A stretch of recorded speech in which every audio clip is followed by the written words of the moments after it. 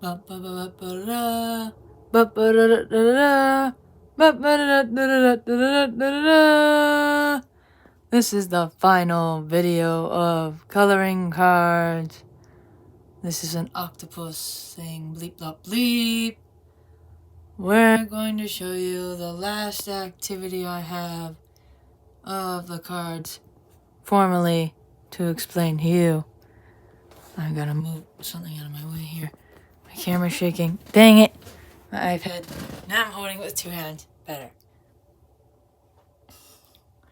So what you do is you take a card, either hot dog or hamburger, long way up or long way sideways, and you draw something that comforts you on it. Just if you're in a low place or an anxious place, you can have something that gives you comfort to either look at or just to draw it out. And you can put words on it. I put bleep blop bleep because my octopi, I have them go bleep blop bleep because their legs are big and, octopus legs are big and they go bleep blop. No, that's what I thought of. This is kind of a bluish green version of my giant bleep blop octopus. And then these are some of the coloring cards from a while back. Just to show you that I have all these on my wall and you can display them on your wall. And if you're eliminating the words on these, you could just take a card for your comfort item and draw some flowers. Nature. Nature's a good one. And this one's a hamburger faced sideways card. See if I tip my camera. You can draw even things like on this. These cards have like encouraging statements. This one looks like an ocean. This one looks like shiny silver. And there's a duck. I have a duck. You can draw a duck. This one looks like water. This one has like a postcard looking. This one looks like pinky orange fire. That one looks like an eyeball, although us vision impaired people, I don't think we quite like drawing our eyeballs because that can be a negative. Or you can like drawing eyeballs because you're fascinated by the eyeball. But this wall has most of my comfort drawings. Now these two ones with the darker colors, and if you look close to the list, that's an exercise that I did for therapy. That was more of a intricate one with my therapist personally. I might share that one, but I don't know. That one was kind of These are the very encouraging ones. So right there, actually top screen, I shouldn't say there because vision impaired people hate that. Top of the screen is a green version of my yellow octopus and her baby, and they're orange on the other side. It has no words and it's in hot dog, so it's tall version of the card. Because I like the octopi right now. And then I have these four down here. Now, whatever you're passionate about, objects, hobbies, you can draw on these cards to decorate your space, to encourage you of the beauty in life. I'm into like diamonds and gems because they're like super cool. So I think I may have shared in another video that I drew diamonds. I drew a triangle, a square, a circle, and a rectangular prism diamond. I've been into diamonds and the shininess of them lately, so I've been drawing those. So what basically you do with this exercise is you take a card, face it in any direction. I put these slanted on my wall because I thought it would look cool for my room. And you draw an item or a bunch of items. You basically draw anything you want and you display them. So the beauty of them reflecting the beauty of the world can just encourage you, surrounding yourself with beautiful things. And it can also encourage you, like, oh yeah, I drew that. Oh, it can encourage you that, like, you're more capable than you think you are, if that's encouraging. Like if you look on my windowsill here, you see two crystal items. One of them's harder to see because it's clear on a white background. There it is.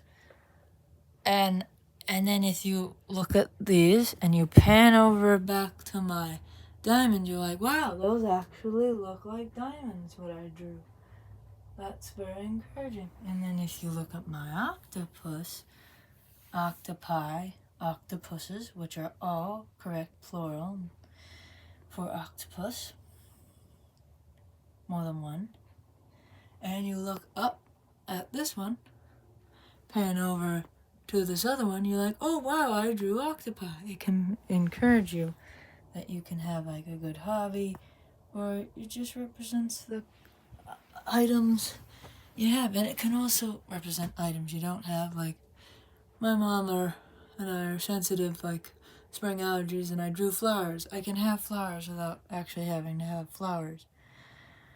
Or I can draw an animal I like without having to have the animal, because we're not pet people in my small trailer. So, yeah, it's just to have comfort items. I know some people prefer to have real items.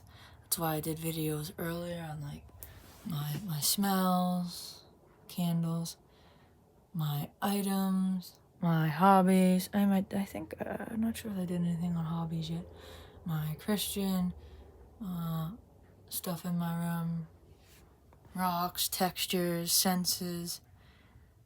Yeah, you can have all that, but if you can, it's easier to go to a dollar store or something, grab a couple markers and some cards and tape and just decorate your room rather than just getting a custom sticker or whatever, which I do have. But the point of this exercise is for you to make your own art and kind of decorate your own area with all the exercises and cards. Because if I'm ever in a bad mood, I could look at these lists, all these drawings, all these words of encouragement, even that ducky up there. I didn't draw that duck though. That's alright.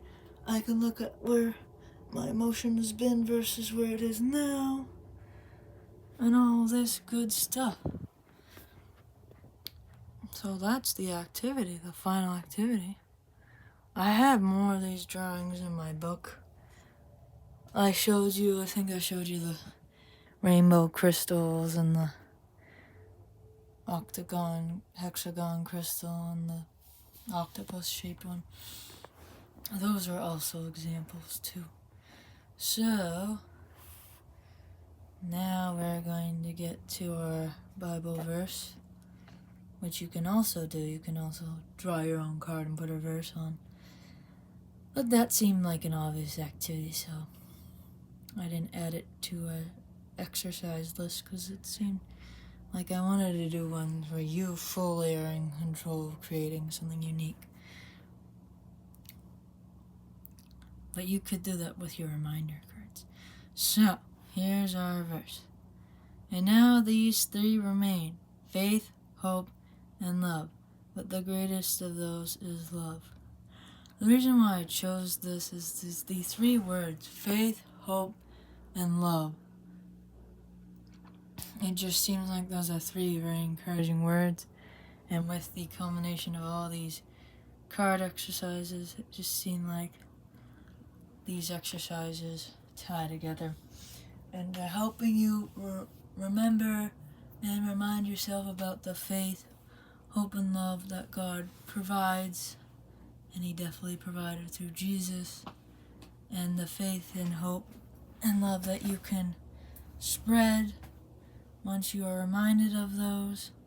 And the faith, hope, and love that everybody shares with each other. Especially if you're in a community of people that are for God.